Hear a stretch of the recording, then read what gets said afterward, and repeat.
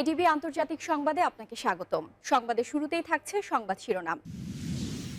খামেনির master stroke, Trump ও নেতানিয়াহুর মাথা ব্যথার কারণ যখন তেহরান।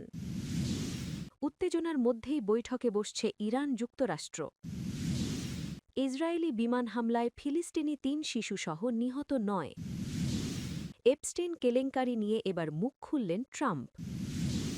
ইসরায়েলের জেল থেকে ফিরল ৫৪ ফিলিস্তিনির লাশ।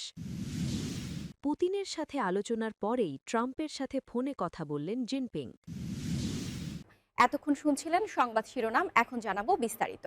খামেনির মাস্টার স্ট্রোক, ট্রাম্প ও নেতানিয়াহুর মাথা ব্যথার কারণ যখন তেহরান। মধ্যপ্রাচ্যের রণক্ষেত্রে দাবার চাল বদলে দিলেন ইরানের সর্বোচ্চ নেতা আয়াতুল্লাহ আলী খামেনি। ওয়াশিংটনে ডোনাল্ড ট্রাম্পের প্রত্যাবর্তন এবং তেল আবিবে বেনিয়ামিন নেতানিয়াহুর কঠোর অবস্থানের মাঝেই ইরান এমন এক ছক কষেছে যা রীতিমতো চমকে দিয়েছে বিশ্বকে। কিন্তু কি সেই কৌশল? কেন হঠাৎ চিন্তার ভাঁজ ট্রাম্প আর নেতানিয়াহুর কপালে? বিস্তারিত জানাবো আজকের বিশেষ প্রতিবেদনে।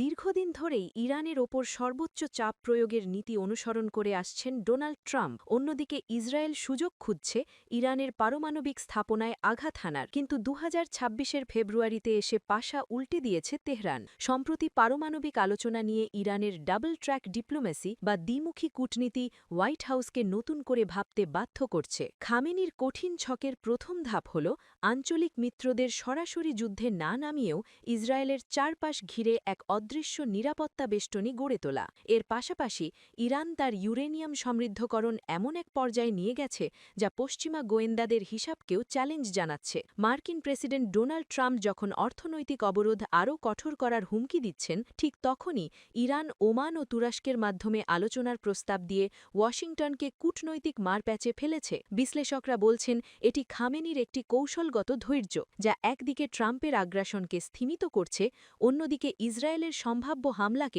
আন্তর্জাতিকভাবে বিতর্কিত করে তুলছে।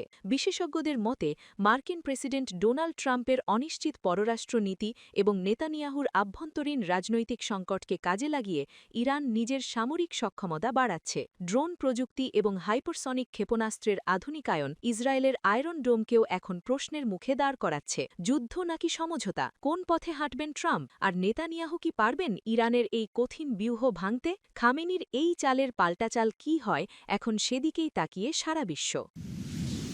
উত্তেজনার মধ্যেই বৈঠকে বসছে ইরান যুক্তরাষ্ট্র।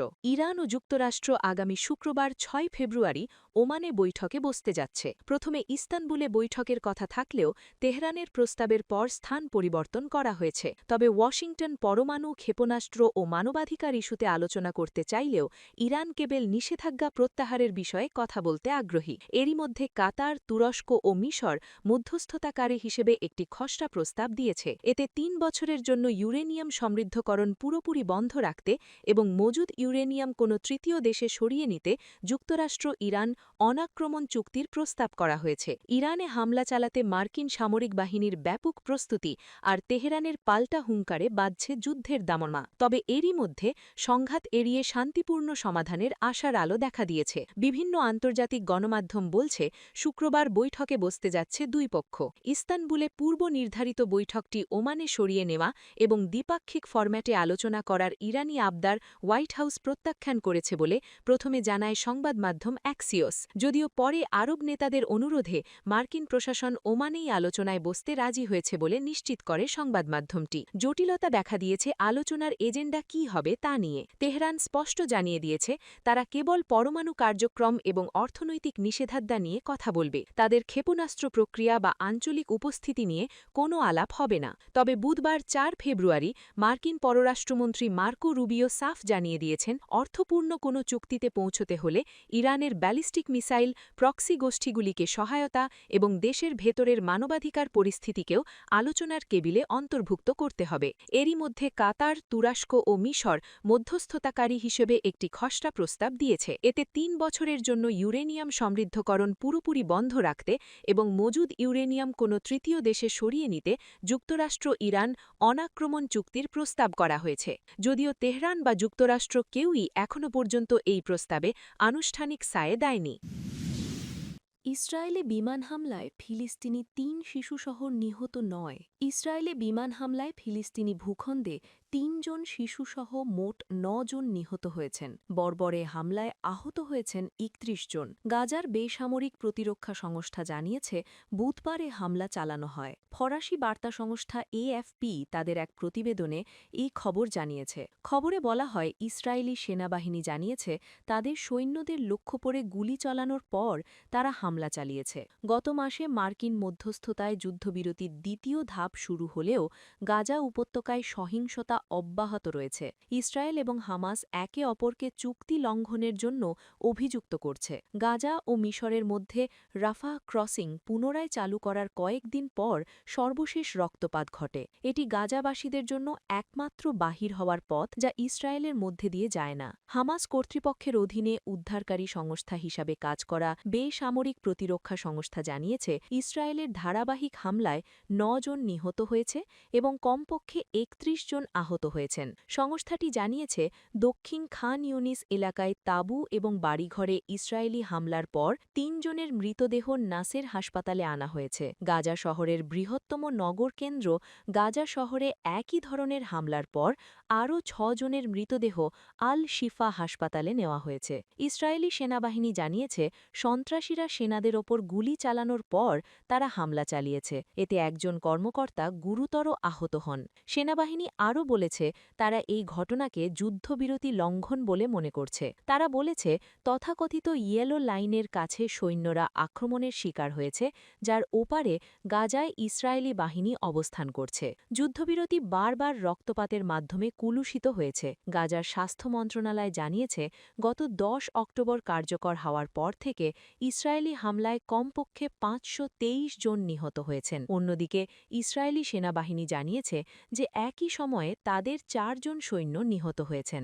বেসামরিক প্রতিরক্ষা সংস্থা জানিয়েছে গত শনিবার ছিল সবচেয়ে ভয়াবহ দিনগুলির মধ্যে একটি। ওই দিন ইসরায়েলি হামলায় কমপক্ষে ৩২ জন নিহত হয়েছে, যা সেনাবাহিনীর দাবি অনুযায়ী হামাসের অস্ত্রবিরতি লঙ্ঘনের জবাবে চালানো হয়। গাজায় মাধ্যমের বিধিনিষেধ এবং সীমিত প্রবেশাধিকারের কারণে ইএফপি স্বাধীনভাবে হাতাহাতির সংখ্যা যাচাই করতে বা অবাধে যুদ্ধের খবর সংগ্রহ করতে পারছে না। এপস্টেইন কেলেঙ্কারি নিয়ে এবার মুখ খুললেন ট্রাম্প। জেফ্রি এপস্টেইনের যৌন পাচার মামলা সংক্রান্ত লাখ লাখ নথি প্রকাশের পর মার্কিন রাজনীতিতে নতুন করে উত্তেজনা দেখা দিয়েছে। সম্প্রতি মার্কিন বিচার বিভাগ এই তদন্তের সমাপ্তি ঘোষণা করলেও বিষয়টি এত সহজে মিটে যাবে বলে মনে হচ্ছে না। খোদ মার্কিন প্রেসিডেন্ট ডোনাল্ড ট্রাম্প দেশবাসীকে এই বিতর্ক পেছনে ফেলে সামনে এগিয়ে যাওয়ার আহ্বান জানিয়েছেন। তবে বিচার বিভাগের তদন্ত শেষ হলেও কংগ্রেসের বিশেষ তদন্ত কমিটি এবং ভুক্তভোগীদের অনড় অবস্থানের কারণে বিষয়টি হোয়াইট হাউসের জন্য গলার কাঁটা হয়ে দাঁড়িয়েছে। Deputy attorney general Todd Blanche গত রোববার স্পষ্ট করে জানিয়েছেন কংগ্রেসের নির্দেশনায় পরিচালিত দীর্ঘ পর্যালোচনার পর নতুন কোনো মামলা করার মতো পর্যাপ্ত তথ্য প্রমাণ মেলেনি। বিপুল পরিমাণ ইমেইল, ছবি ও নথিপত্র হাতে থাকলেও সেগুলো কাউকে নতুন করে অভিযুক্ত করার জন্য যথেষ্ট নয় বলে তিনি মনে করেন। কিন্তু বিচার বিভাগের এই নথিতে সন্তুষ্ট নয় মার্কিন প্রতিনিধি সভা। রিপাবলিকান আইন প্রণয়তারা এই ইস্যুতে সাবেক প্রেসিডেন্ট বিল ক্লিন্টন ও সাবেক পররাষ্ট্রমন্ত্রী হিলারি ক্লিন্টনকে তলব করেছেন। আগামী ফেব্রুয়ারিতে তাদের সাক্ষ্য দেওয়ার কথা রয়েছে। এমনকি সাক্ষ্য দিতে অস্বীকৃতি জানালে তাদের বিরুদ্ধে আদালত অবমাননার ব্যবস্থা নেওয়ারও হুমকি দেওয়া হয়েছে। এদিকে প্রেসিডেন্ট ট্রাম্প দাবি করেছেন প্রকাশিত নথিতে তার বিরুদ্ধে আপত্তিকর কিছুই পাওয়া যায়নি। হোয়াইট হাউসে আয়োজিত এক সাংবাদিক সম্মেলনে তিনি বলেন, এখন সময় এসেছে এসব বাদ দিয়ে অন্য কাজে মনোযোগ দেওয়ার। তবে বিশ্লেষকরা বলছেন প্রেসিডেন্টের এই দাবি পুরোপুরি নির্ভুল নয়। প্রকাশিত নথিতে ট্রাম্পের নাম ৬,০০০-এরও বেশি বার এসেছে, যদিও ৯০-এর দশকের পর তাদের সম্পর্কের অবনতি হয়েছিল বলে ট্রাম্প দাবি করেন। কিন্তু ২০১১ সালে এপস্টেইনের লেখা একটি ইমেল নতুন করে প্রশ্নের জন্ম দিয়েছে। ওই ইমেলে এপস্টেইন লিখেছিলেন যে ট্রাম্পের বিষয়টি এখনও জনসমক্ষে আসেনি। শুধু পররাষ্ট্রনৈতিক ব্যক্তিরাই নন, এই নথির কারণে বিপাকে পড়েছেন বিশ্বের প্রভাবশালী অনেক ব্যবসায়ী ও ব্যক্তিত্ব। বিল গেটস এবং ইলন মাস্কের মতো ধনকুবেরদের এই নথিতে তাদের নামের উপস্থিতির বিষয়ে ব্যাখ্যা দিতে হয়েছে। এছাড়া ব্রিটিশ রাজপরিবারের সাবেক সদস্য অ্যান্ড্রু মাউন্টব্যাটেন উইন্ডসর এবং ল্যারি সামার্সের মতো ব্যক্তিরা ইতোমধ্যেই তাদের এপস্টেইন সংযোগের কারণে সামাজিক ও পেশাগতভাবে ক্ষতিগ্রস্ত হয়েছেন। ইসরায়েলের জেল থেকে ফিরল 54 ফিলিস্তিনির লাশ। ইসরায়েলের জেলে থাকা 54 ফিলিস্তিনির লাশ এবং মানব দেহাবশেষ সম্বলিত ডজন খানেক বাক্স ফেরত দিয়েছে দখলদার দেশটি। আন্তর্জাতিক রেড ক্রস কমিটি আইসিআরসির মাধ্যমে গাজায় লাশ হস্তান্তর করা হয়েছে। খবর টিআরটি। বুধবার এক বিবৃতিতে গাজার স্বাস্থ্য মন্ত্রণালয় জানিয়েছে, রেড ক্রসের যানবাহনে 54টি লাশ ও মানব দেহাবশেষ থাকা 66টি বাক্স গাজার আল শিফা মেডিকেল কমপ্লেক্সে পৌঁছেছে। প্রতিবেদনে বলা হয়েছে, লাশ পৌঁছানোর সঙ্গে সঙ্গে চিকিৎসা দল অনুমোদিত চিকিৎসা প্রোটোকল অনুসরণ করে ফরেনসিক প্রক্রিয়া শুরু করে। এই প্রক্রিয়া শেষ হলে নির্ধারিত নিয়ম অনুযায়ী নিহতদের পরিবারগুলো লাশ শনাক্ত করার সুযোগ পাবে। মন্ত্রণালয় জানিয়েছে, সংশ্লিষ্ট কর্তৃপক্ষ ও বিশেষায়িত কমিটির সমন্বয়ে মরদেহগুলোর পরীক্ষা নিরীক্ষা ও নথিভুক্তকরণ প্রক্রিয়া চলমান রয়েছে। ফিলিস্তিনি কর্মকর্তাদের মতে 10 অক্টোবর কার্যকর হওয়া ধাপে ধাপে যুদ্ধবিরতি চুক্তি ইসরায়েলের ধারাবাহিক লঙ্ঘনের মধ্যেই এই মরদেহ হস্তান্তরের ঘটনা ঘটেছে। যুক্তরাষ্ট্রের ঘোষিত জানুয়ারি মাসের যুদ্ধবিরতি চুক্তিতে গাজা থেকে ইসরায়েলের অতিরিক্ত সেনা প্রত্যাহার এবং পুনর্গঠন কার্যক্রম শুরুর বিধান রয়েছে। জাতিসংঘের হিসাবে গাজা পুনর্গঠনে আনুমানিক $70 বিলিয়ন ব্যয় হতে পারে। এদিকে যুক্তরাষ্ট্রের মধ্যস্থতায় চলমান যুদ্ধবিরতি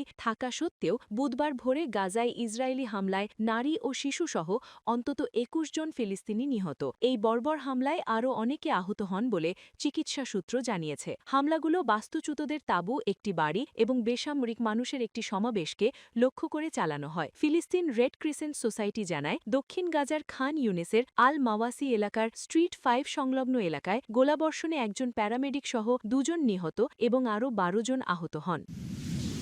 পুতিনের সাথে আলোচনার পরেই ট্রাম্পের সাথে ফোনে কথা বললেন শি জিনপিং। বিশ্বের বৃহত্তম 2 অর্থনীতির দেশের শীর্ষ নেতাদের মধ্যে গত নভেম্বরের পর এটিই প্রথম আলাপচারিতা। উল্লেখ্য, গত নভেম্বর মাসে চীন ও জাপানের মধ্যকার সম্পর্কের অবনতির সময় তারা সর্বশেষ কথা বলেছিলেন। এমন এক সময়ে এই কূটনৈতিক তৎপরতা দেখা যাচ্ছে যখন যুক্তরাষ্ট্র ও রাশিয়ার মধ্যকার পারমাণবিক অস্ত্র নিয়ন্ত্রণ সংক্রান্ত নিউ স্টার্ট চুক্তির মেয়াদ শেষ হতে যাচ্ছে। 2010 সালে স্বাক্ষরিত এই গুরুত্বপূর্ণ চুক্তির মেয়াদ বৃহস্পতিবার 5 ফেব্রুয়ারি শেষ হওয়ার কথা রয়েছে। রাজনৈতিক বিশ্লেষকদের মতে, পুতিনের সাথে আলোচনার পরপরই ট্রাম্পের সাথে শি জিনপিংয়ের এই যোগাযোগ বিশ্ব রাজনীতিতে অত্যন্ত তাৎপর্যপূর্ণ। বিশেষ করে পারমাণবিক চুক্তির সমাপ্তি এবং বৈশ্বিক নিরাপত্তার প্রশ্নে চীন নিজেদের একটি মধ্যস্থতাকারী বা প্রভাব বিস্তারকারী শক্তি হিসেবে তুলে ধরার চেষ্টা করছে বলে মনে করা হচ্ছে। তবে এই 2 নেতার ফোনালাপে সুনির্দিষ্টভাবে কী বিষয় নিয়ে আলোচনা হয়েছে সে সম্পর্কে এখনও বিস্তারিত তথ্য পাওয়া যায়নি।